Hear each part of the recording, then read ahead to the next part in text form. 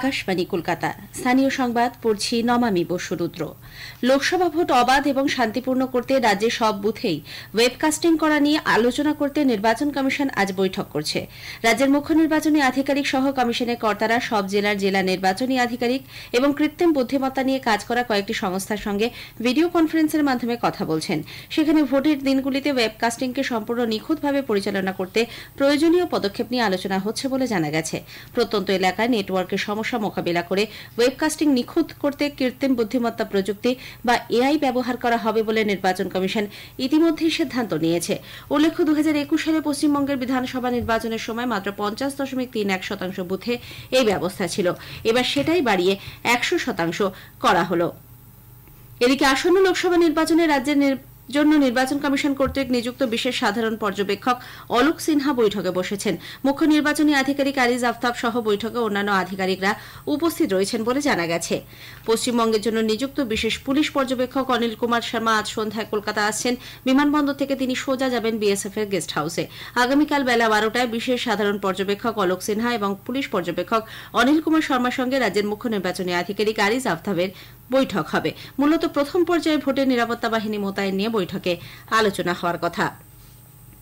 রাজ্যের লোকসভা ভোটের প্রথম পর্যায়ে বিশেষ ক্ষেত্রে বাড়িতে বসে ভোট দেওয়ার ব্যবস্থা আজ শুরু হয়েছে, চলবে 14 এপ্রিল পর্যন্ত। এই হোম ভোটিং এর সুবিধা পাবেন 85 বছরের বেশি বয়সী প্রবীণ এবং 40% বা তার বেশি প্রতিবন্ধকতাযুক্ত ভোটাররা। 3টি আসনে এরকম ভোটার আছেন 9,735 জন। রাজ্যের অতিরিক্ত মুখ্য নির্বাচনী আধিকারিক অরিন্দম নিয়োগী জানিয়েছেন, রাজ্যে 85 ঊর্ধ্ব ভোটার রয়েছেন 4,78,000-এর বেশি। এদিকে দ্বিতীয় দফায় জমা পড়া মনোনয়নপত্রগুলি আজ পরীক্ষা করে দেখা হচ্ছে। নির্বাচন কমিশন আসন্ন লোকসভা নির্বাচনে ভোটকর্মীদের নতুন ভাতা প্রদানের হার জানিয়েছে। প্রিসাইডিং অফিসার থেকে শুরু করে জোনাল অফিসার, ভোট পরিচালনার দায়িত্বে কর্মীদের বিভিন্ন পর্যায়ে ধাপে ধাপে ভাগ করে এই হার নির্ধারণ করা হয়েছে। কমিশন সূত্রে খবর, ভোটের কাজ বুঝে নেওয়ার জন্য কর্মীদের 2 দফায় ট্রেনিং দেওয়া হয়। প্রতি ভোটকর্মী পিছু মধ্যাহ্নভোজের জন্য এবারের বরাদ্দ অর্থের পরিমাণ মাথাপিছু 170 টাকা। এছাড়া লোকসভা নির্বাচনে প্রিসাইডিং অফিসাররা 3 দিনের ট্রেনিং এর জন্য 350 টাকা করে পাবেন।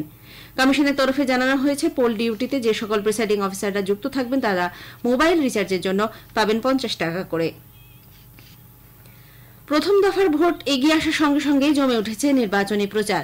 মুখ্যমন্ত্রী মমতা ব্যানার্জি আজ 2টি জনসভা করবেন। তুফানগঞ্জে তৃণমূল কংগ্রেস প্রার্থী প্রকাশ সিং বড়াইকে সমর্থনে আয়োজিত নাগরুরহাট উচ্চ বিদ্যালয় মাঠে এক জনসভা থেকে তিনি কেন্দ্রের বিজেপি সরকারের বিরুদ্ধে তীব্র আক্রমণ শানিয়েছেন। এর পাশাপাশি এবিপিসি গ্রাউন্ডে সভা করবেন মুখ্যমন্ত্রী। দলীয় প্রার্থী নির্মল চন্দ্র রায়ের সমর্থনে ওই সভার আয়োজন করা হয়েছে। এদিকে দলের সর্বভারতীয় সাধারণ সম্পাদক অভিষেক ব্যানার্জি আজ মালদায় সাংগঠনিক বৈঠক করতে চলেছেন। বাম প্রার্থী মোহাম্মদ সেলিম আজ মুর্শিদাবাদে একগুচ্ছ নির্বাচনী কর্মসূচিতে যোগ দিয়েছেন।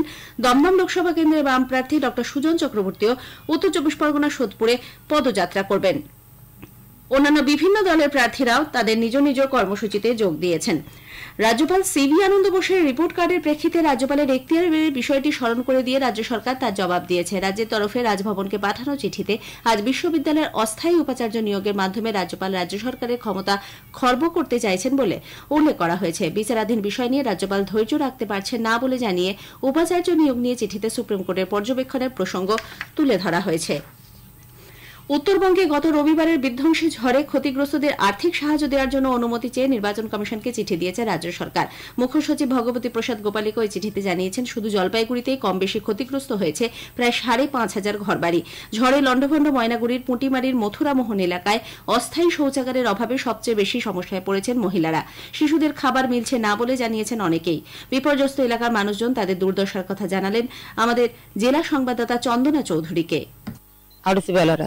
মা বললো এখানে কি করবো, কুল ক্লিয়ার পাচ্ছে না, তো অসুবিধা হচ্ছে, রোদ্রে পড়ে আছে, কি করব। এখন পায়খানা বাথরুম মেয়েদের জন্য একটু হলে ভালো হতো। বাড়িঘর সব না উড়ি নিয়ে গেছে। জমি ছিল, জমির ফসল, হ্যাঁ জমির ফসল ছিল, মানে পাট ছিল 4 বিঘা, সব শেষ হয়ে গেছে। বিম ছিল, ভুট্টো ছিল, ওগুলা সব শেষ হয়ে গেছে। একটা তিরপল দিতে হয় না, আমাদের 4টা ঘর ছিল, একটা তিরপল দিয়ে কি আর হয়। আমি এবার চাষও করছিলাম, বহুত আলু চাষ করছিলাম। টাকাও ছিল আমার ঘরে 1-1.5 লাখ টাকা, আলুর টাকা, যা টাকা পয়সা ছিল আমার সবই চলে গেছে। এখন আমি কি করব, কাজ তো আর করা হবে না। এখন সরকারি যদি কোনো সুযোগ সুবিধা পাই তাহলে কাজ হবে।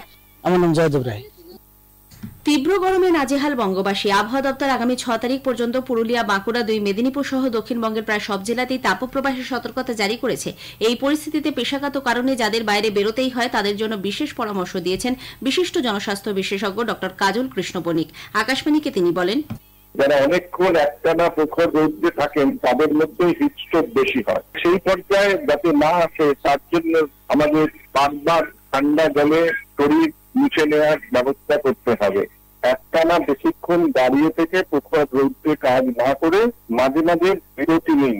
দরকার হোক চেষ্টা পাক না পাক বারংবার জল পান করতে হবে। শুধু জল না পান করে নুন চিনির শরবত পান করা যায়, তাহলে কিন্তু উপকারে আসে। স্থানীয় সংবাদ শেষ হলো।